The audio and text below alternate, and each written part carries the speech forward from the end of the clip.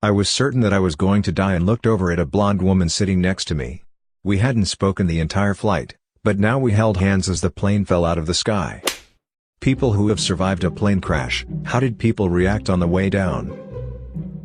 I was in an almost plane crash, on a flight from Newark to Istanbul. Something didn't feel right as we were boarding, but I think because the flight next to us had just been cancelled, they got us on board and hoped for the best. Anyhow, about 1.5 hours over the Atlantic Ocean, something seems off.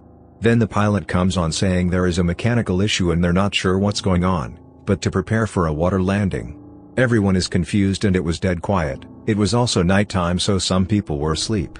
Flight attendants start wandering the aisles more and more frequently, making us more worried since we had no idea what was going on and we didn't hear from the captain. A few minutes later, the captain comes on and says there is a problem with the engine, and they're turning around and going to attempt to make it back to land. Meanwhile, the flight attendants are rushing back and forth and trying to get people to look at the safety instructions. By this point, everyone is awake, as far as I can tell. According to people I talked to afterwards, one flight attendant went and sat down and put her face in her arms. Another one apparently told someone that people don't usually survive water landings. It was just me and my mom, and the whole time I kept thinking about my little sister, and how she was going to have to grow up without a mom. It was pretty terrifying, but you would be amazed at how quiet the cabin was. After the worst turbulence I ever felt in my life, and the most silence I have ever experienced, we were able to make an emergency landing in Newfoundland. And that's the story of the first and only time I've ever been to Canada. Had a similar almost crash coming from Frankfurt to Dallas, en route home from Istanbul coincidentally, in 2004. Captain came on and says we had lost our left engine, large passenger plane with only two huge engines, and we will be forced to make an emergency landing in Iceland. Engine on the left then starts spewing fuel and oil all over the windows of the fuselage, and those of us who were awake couldn't believe our eyes. The captain then says, and I crap you not, he will be forced to land with the power of only one engine, and that he had done this in the simulator before. Once. That's the last we heard from him, and as all the passengers on the plane began to wake up, others who had been asleep tried to explain what happened. I started writing a note to my family and other people were praying out loud but generally very quiet. We made it to Iceland, had a shaky but successful landing, and that's the first and only time I've been to Iceland. One more note. That stupid Ben Stiller movie Along Came Polly was playing and will forever remind me of impending doom. I'm pretty late to this party, but here it goes. I was pretty young, only about 4 or 5, when I was in a plane crash. It was a small one-engine prop plane with just me, my dad, and the pilot who was a family friend. It was caused by engine failure. I don't remember much except my dad's actions. He was sitting in the front co-pilot seat. He reached back to me in the back seat and pulled my winter coat snug around me. It was winter in Cleveland, Ohio. Then he made sure my seatbelt was fastened securely. After making sure I was safe, he buckled himself in tightly as well. It is important to note at this point that my dad is a devout Christian. He recounted his perspective to me when I got older, and said that he was certain he was going to die. He said that he was quiet, and praying that God would allow his son to live, even if he didn't. Both my dad and the pilot were knocked unconscious on impact, and both severely injured. Dad regained consciousness first and heard me crying in the back of the plane. He told me that his first thoughts were a mix of panic and relief. He panicked, thinking the pilot was probably dead and he has to get out of the wreckage, but he has some relief because my crying meant I was alive. In the end, all three of us best the odds and survived. Not really a plane crash, but an emergency landing. I was on a Southwest flight landing in Minneapolis. First thing that tipped me off that something was wrong was when I checked my phone, and we were 20 minutes late and hadn't started our descent, nor had we received an announcement from the cockpit. There was nothing I could do, so I went back to reading my book. A few minutes later I saw something I had never seen before and hoped to never see again. The steward came running to the back of the plane where I was sitting, at full speed with a look of panic on his face. A minute later the steward announced that our flaps wouldn't extend and that we would have to make an emergency landing in Minnesota, after we burned off some fuel. While we burned off fuel, they had safety briefings for those in emergency rows. Since I was in the very back of the plane and had an aisle seat, I would be responsible for opening the right-hand door while the steward handled the left-hand door. I had time to get a signal and text my wife. Almost everyone else was doing the same. It was quiet in the plane, no one freaked out or panicked. During the landing they had us brace in crash positions. As for the landing itself, It was the smoothest landing I've ever had. The captain was a real pro and put the plane down with the lightest touch, even though he was way above his normal landing speed. On the way off the plane I saw him in the cockpit. He was soaked in sweat and you could tell he was physically and mentally exhausted. I think it was then that it sunk in for me just how much danger we really had been in. My landing made the evening news and I saw it on TV that night in my hotel room. Funny thing was, a few months later I received a letter from Southwest denying any emergency took place on that flight. Edit. Many have asked me what I said to my wife. Basically I texted that I loved her and my newborn son with all my heart. I never text that kind of message, so she immediately asked what was going on. All I could reply was can't talk, bad stuff, and I'd text her on the ground. She told me she never wants to get a text like that again. It was the longest 20 minutes of her life before I texted on the ground. Felt like less than a minute to me though. I finally get to tell this story. I was flying with a friend in northern Minnesota and had to make an emergency landing in a field. It was windy and as he was making the descent, gusty wind screwed him up and came down angled. When we came down, he cut his face on the console stick, and was out of it. I was fine, got out of the plane, pulled my friend out, and we grabbed the go back from the storage area. Tried our cell phones, but his had a cracked screen, bad, and mine got no service. He had called on the radio before the crash and had told the emergency services guy that we were making an emergency landing. I got on the radio and called that we just crashed, and my friend was hurt badly. National Guardsmen had to come get us. I wasn't so scared when he told me that we would have to make a landing, but was nervous.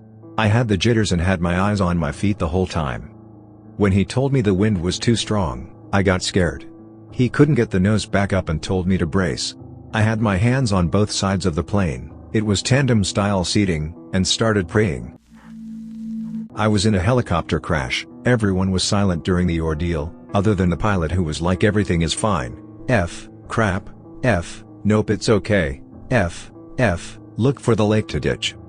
We were coming down from a mountain cabin, flying by sight when fog rolled in. The pilot started swaying left and right to find something to get a bearing in the whiteout, and he found something, the trees. I will never forget going from total dizzying whiteness to cedar tree branches pressed up against the plexi wind now, the sound of chop chop chop, the smell of Christmas, smelled like fresh cut Christmas tree, I swear, and then the loudest horn ever and a big red light on the dash that said stall. I was in co-pilot seat.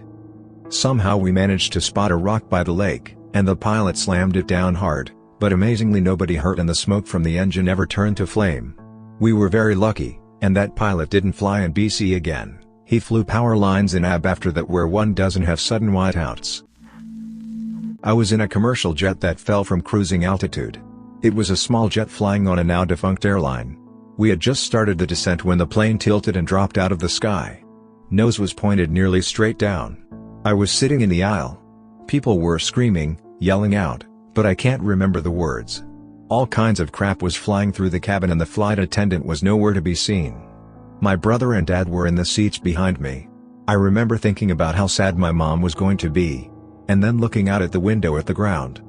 After what seemed like an eternity, the pilot was able to regain control and the plane started to right itself again, for about 15 to 30 seconds, before starting another uncontrolled descent. It was more terrifying the second time around. The ground was far closer. I was certain that I was going to die, and looked over at a blonde woman about my age sitting next to me.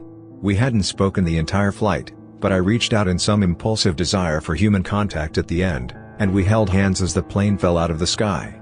I can remember looking at her face briefly. She was crying. As the ground started approaching and you could make out things like trees and houses, I felt a sense of peace fall about me. Death seemed to be certain, but I didn't care. It seemed like it was going to be quick and painless, but I remember being surprised that it was going to all end this way. Then we started to feel the pilot struggling with the plane, and it started to right itself again, and for a second time the plane pulled out of the dive.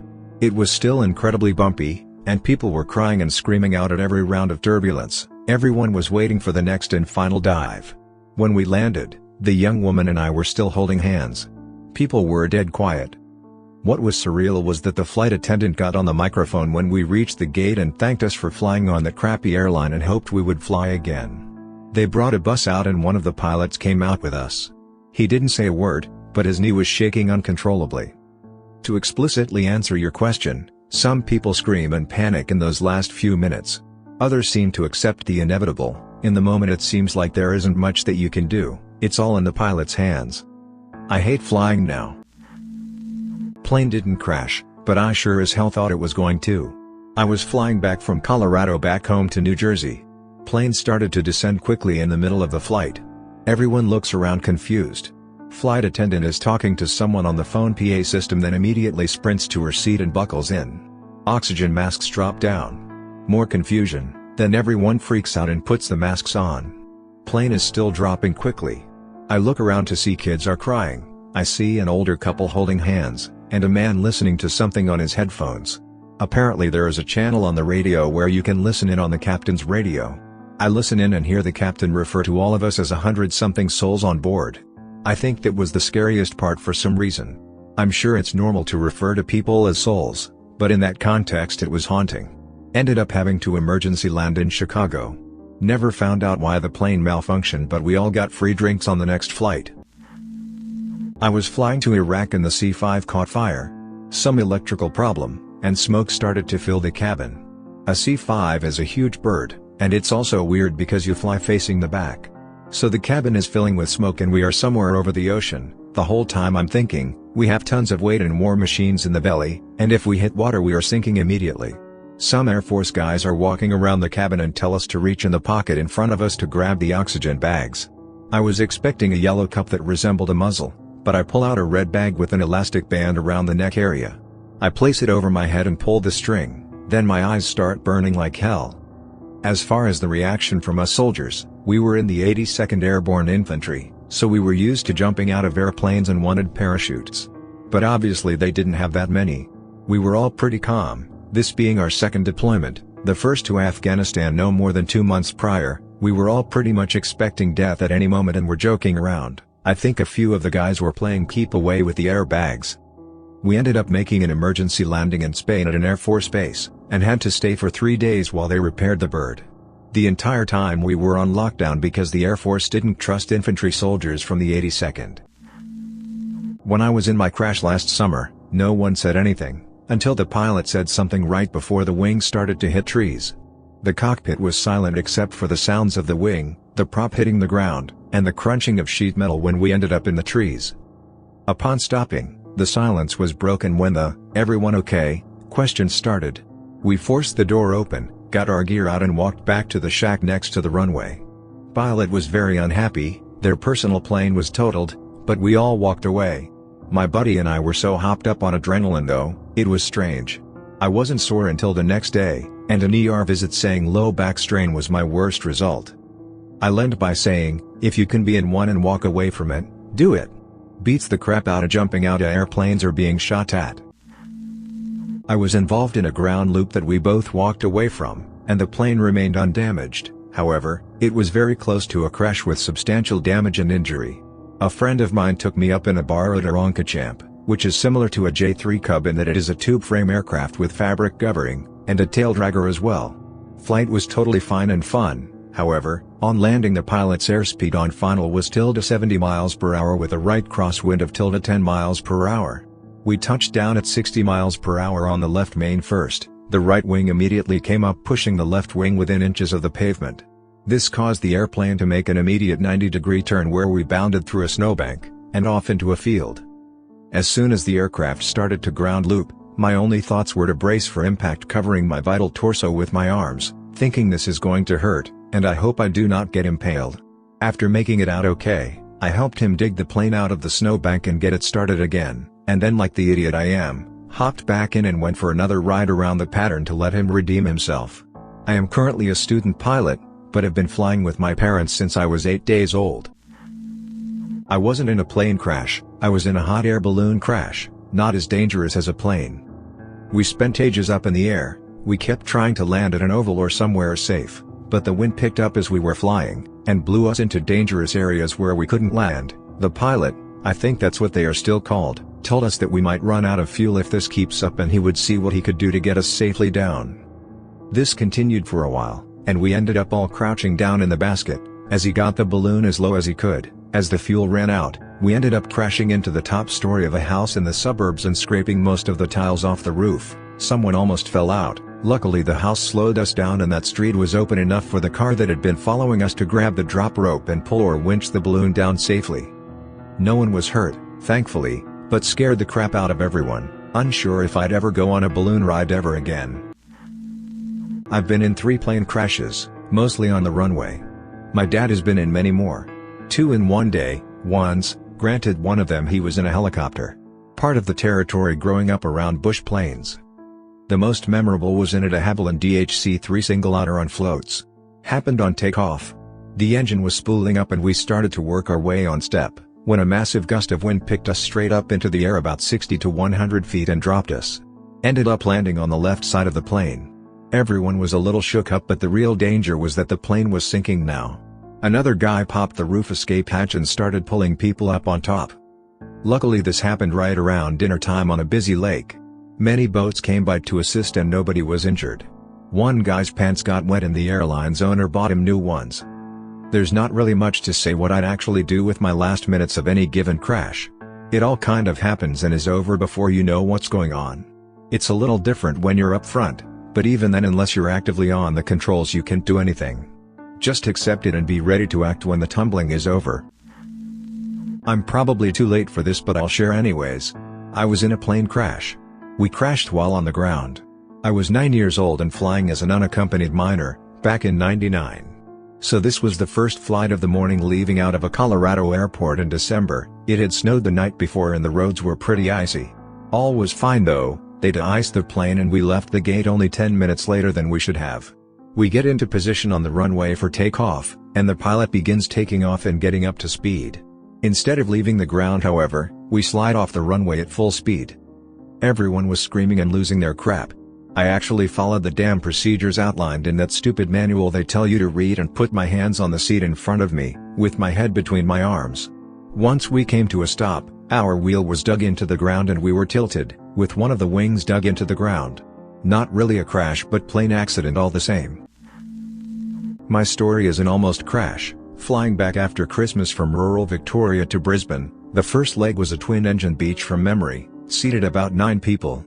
I was young, about 15, and I was one of 2 or 3 people on the flight. The pilot let me sit up front in the co-pilot seat as I was in the Air Cadets at the time and heavy into aircraft. About halfway through the flight, I notice a few engine warning lights start to flash. Then an oil pressure alarm started going off. The pilot glanced over at the right-hand engine just as there was a bang and oil started pissing out of the engine cowling and over the wing. The pilot quickly shut the engine down as it started to smoke, says we have a small problem but it's fine. Alarms are going off everywhere, the other passengers are aware we have lost an engine, but other than that, none the wiser. But I can see what appeared to be a Christmas tree of alarms. The pilot radios in and diverts to the closest airport and calls in the need for an emergency landing. The closest airport was about 20 minutes away. I was starting to freak out a bit as the pilot fought the aircraft on one engine. As we get closer, I glance over at the pilot and see he is filling out a F in maintenance form, strongly worded. Even at 15 I couldn't help but laugh at the situation. Fast forward to the landing, he nails the touchdown and we all get off.